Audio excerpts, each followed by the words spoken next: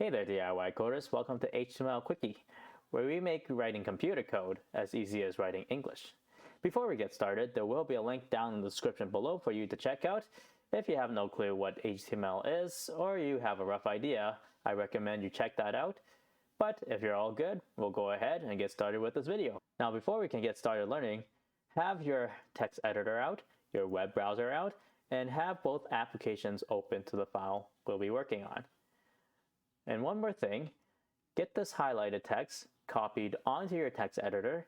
Pause the video if you have to, but if you're all good, we'll go ahead and get started learning the Unarticulated Annotation Tag. Now, before I teach you how this tag is used, it would be good for you to know that this tag used to be called the underline tag due to how the U tag was previously used in the older version of HTML. But now it is known as the Unarticulated Annotation Tag of this current version of HTML, which is HTML5. Alright, so let's demonstrate what this U tag does. So I'll just write this is underline text, save. And if your browser doesn't automatically refresh like my browser, go ahead and click on the refresh button or use the shortcut key to refresh your browser. And now what you'll see is a line of text that's been underlined. So now you can see why this U tag was formerly called the underline tag. So what is it used for exactly, other than making an underline on the text? This is where it gets confusing, as the makers of the HTML code doesn't seem to make it very clear of how this is used. But what has been said is that this is to, 1, highlight intentional spelling errors, or 2, highlight Chinese proper names. So let's say, for example, we'll write the P tag here, just like so, and we'll type in something here. This is poorly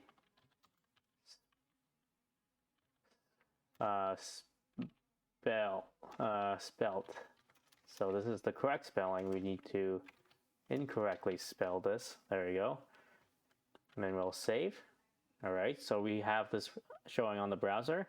And now let's add a U tag onto this, just like so. And we'll save. And now we are indicating that this word is improperly spelled. So in the case of Chinese proper names, let me give you an example that I have copied. So we'll just make a P tag here. All right. There we go, and we'll paste that. Ooh, let's have this word wrapped here. Okay. And then what we want to do is put the tag here.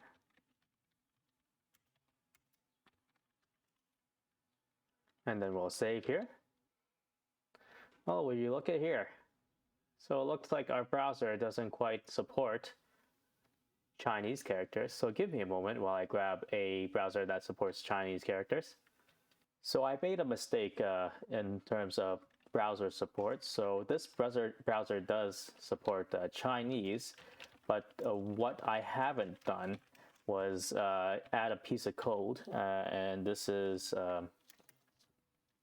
to tell the browser to use a particular character set called UTF-8.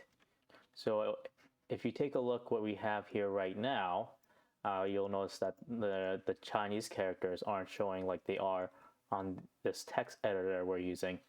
So once we save this file with this new piece of code here, you'll notice that the browser will show the Chinese characters as we intended it to, like on the text editor. All right, I'm back, and here we are.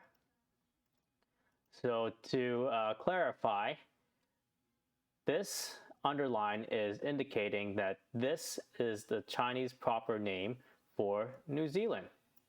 And again, the U tag indicates misspelled words as well.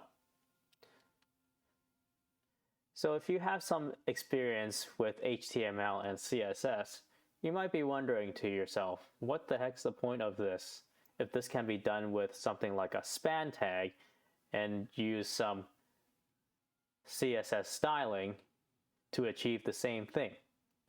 So unfortunately, at the making of this video, the U tag has no practical use at this moment in time.